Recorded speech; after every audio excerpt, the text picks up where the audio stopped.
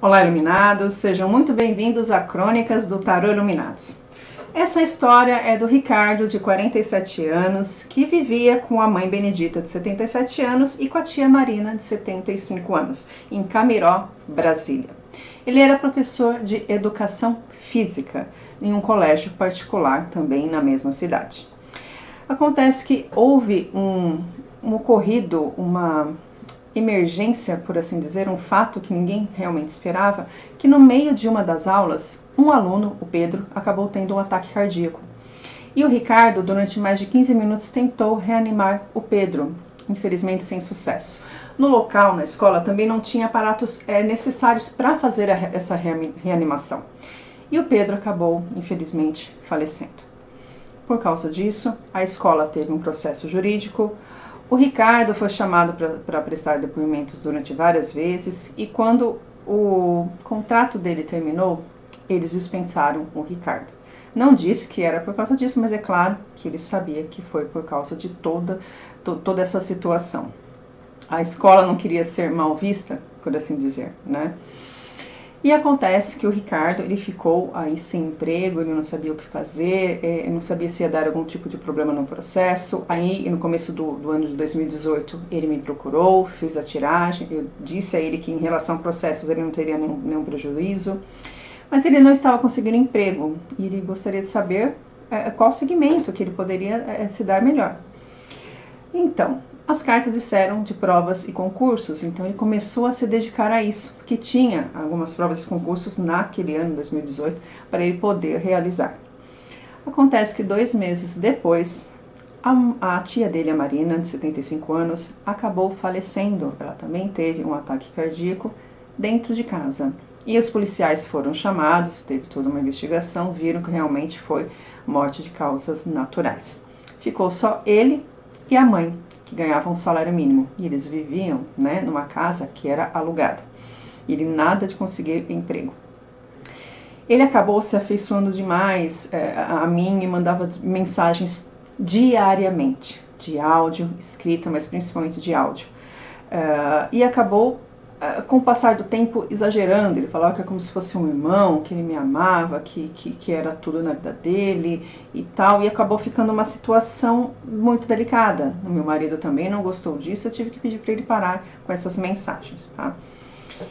2 meses depois disso, ele continuou ainda mandando as mensagens de vez em quando, mas 2 meses depois, ou seja, 2 meses depois que a tia Marina faleceu, a mãe dele teve que tomar um medicamento em casa. A mãe dele, ela requeria muitos cuidados, ele trocava a fralda dela, era bem debilitada, ela era bem pequena e magrinha, ele fazia comida e dava na boca, a maioria das vezes era sopa, por causa do problema de mastigar.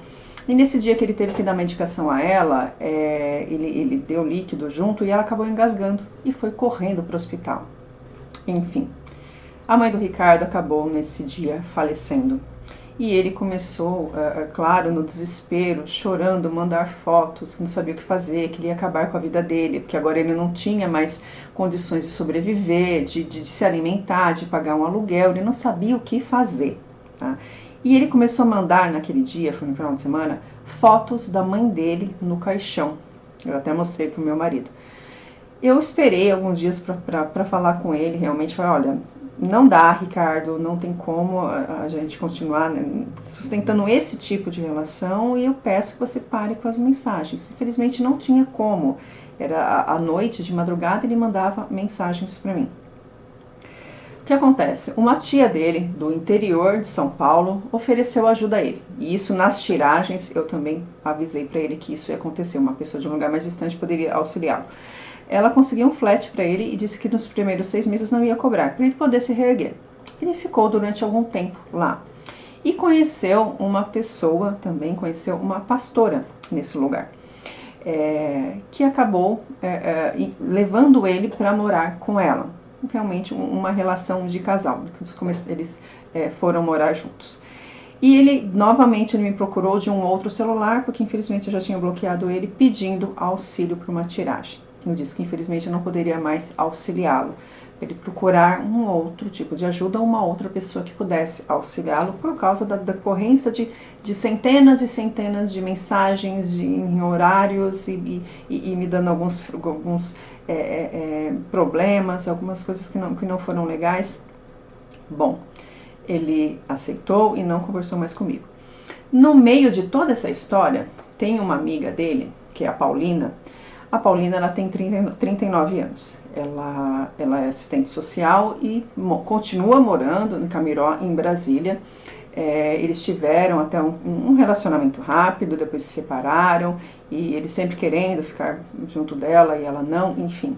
Eu também fiz algumas tiragens para ela, né, para auxiliá-la principalmente no trabalho de assistente social. E ela até mudou de emprego, ela conseguiu um outro concurso e ela conseguiu mudar de emprego e está muito bem agora, graças a Deus. E no final do ano de 2018, ela mandou uma mensagem para mim, dizendo que havia ocorrido uma coisa com o Ricardo. O que aconteceu? Mesmo ele estava ainda desempregado, estava com essa pastora, morava ainda com ela, mas eu acho que ele não aguentou toda essa pressão. O desfecho da história. No meio da semana, num dia do final de novembro, o Ricardo, como a própria Paulina disse, ceifou a vida dele. Ele acabou se enforcando no quarto dele e aí eliminando a vida e qualquer tipo de possibilidade que ele teria aí para o futuro. Muitas vezes as pessoas que são instáveis emocionalmente, elas precisam de moletas e de muito apoio, mas elas precisam também acreditar nelas e fazer coisas diferentes. Quantas pessoas aí não criam uma maneira de trabalhar ou trabalham por consignação, auxiliando, ajudando alguém, não sei, é tanta coisa. Eu já fiz tantas coisas na vida que vocês nem imaginam em relação a trabalho, e nenhum deles me diminuiu como pessoa. Eu trabalhei com coisas que foram muito simples, até cargos de chefia, mas a gente sempre tem que ir moldando conforme o tempo. Então eu falo, infelizmente o Ricardo faleceu.